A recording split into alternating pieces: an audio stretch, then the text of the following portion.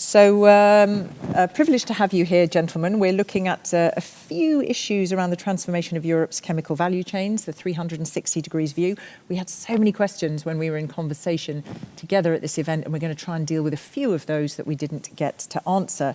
Now, something that was hot on people's minds was this issue of supply chain transformation, this whole journey to net carbon zero. Oh my goodness, it's moving at snail's pace. Are we actually going to hit the targets and the sustainability goals for 2040 and 50? And to accelerate things, if we need to, does somebody need to take the lead in it? So shall I start with you, Richard? Sure. The first thing that comes to my mind is to actually reframe the premise behind the question. It's almost like sustainability is a goal in its end, whereas I look at sustainability as just the way things will be done in the future and how we'll do it in the future. And so we're building that capability collectively as an industry. Okay, thank you.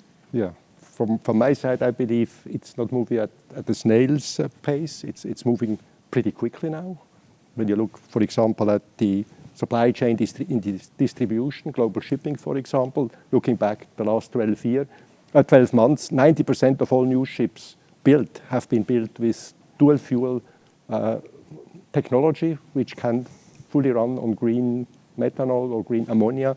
The same is on the land side. We see more and more electric trucks being put on pilot operation, hydrogen trucks being put on pilot operation. If we see that we have time till 2040, 2050, I think we are moving pretty fast. Okay, so it's not a snail's pace from you. We are going at the right rhythm. What about for you, Thomas?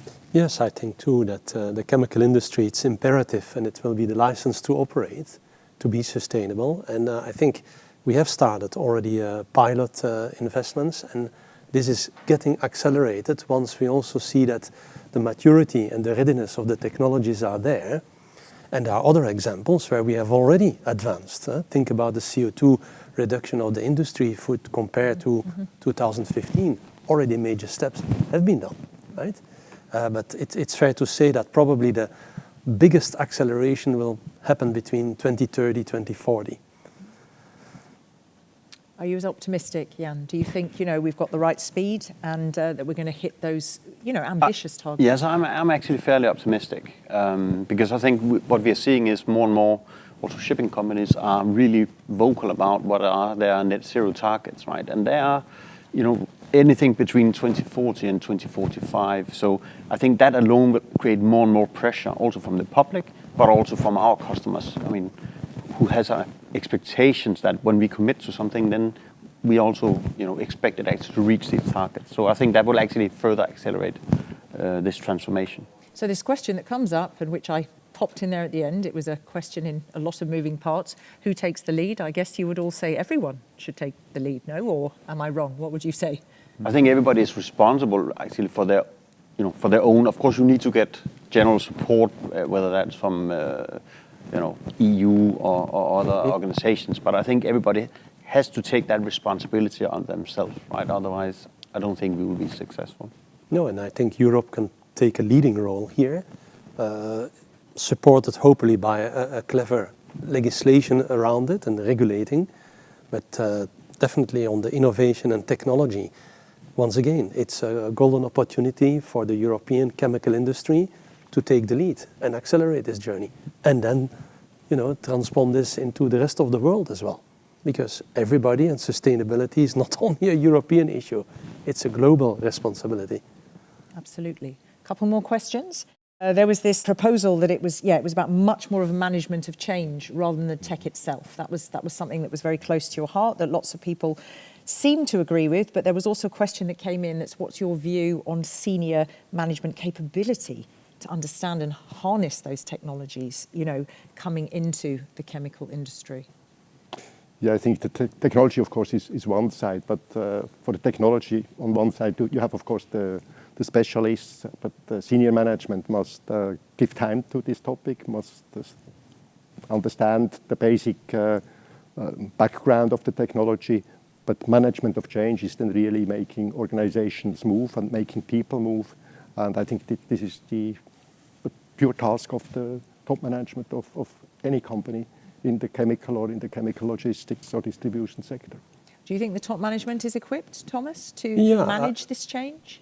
I think the size of the transformation is probably, compared to the historical evolution, a big transformation. But I think, as I said, it will be the license to operate. There will be winners, and only the winners are going to be survive. And that is about adaptation and embrace also curiosity and innovation. And that's why we need to collaborate also with different parties, which brings that additional knowledge and additional innovation to our sector, right? To create this acceleration. You can't innovate in a silo, I would say. Mm-hmm. Or at least it probably won't end up being quite as fabulous. A last question to you, Richard, if I may. Again, it came up quite a lot. There was this predilection amongst the audience about using less, consuming less, buying less. Using less would be the most sustainable solution. So how can we manage growth, or will growth even be the most important factor in the future?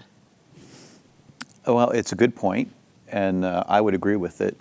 And the fact that it's coming up, to me, says that the industry is still wrapping its mind around this idea about what growth means. You know, in the past, it was about spending capital, installing equipment, reactors, producing a product and pushing it in the market. That's a very volume-oriented kind of thinking. Whereas today, it's more about what solution and what value that brings, what are we enabling. It isn't so much necessarily about the quantity that has to be there, but the quality of the business and the quality of the solution that's behind it. Then less can be more. Yeah. I think it's a conversation that's already, in any case, in my humble opinion, that's going on in the public domain. It's already a conversation that's going on among the consumers. It's not like we're trying to sort of sow seeds in very barren ground. I think the conversation really is already there and ripe to leverage and ripe for the picking. Thank you so much. I'm going to conclude our conversation now, and thank you for your time.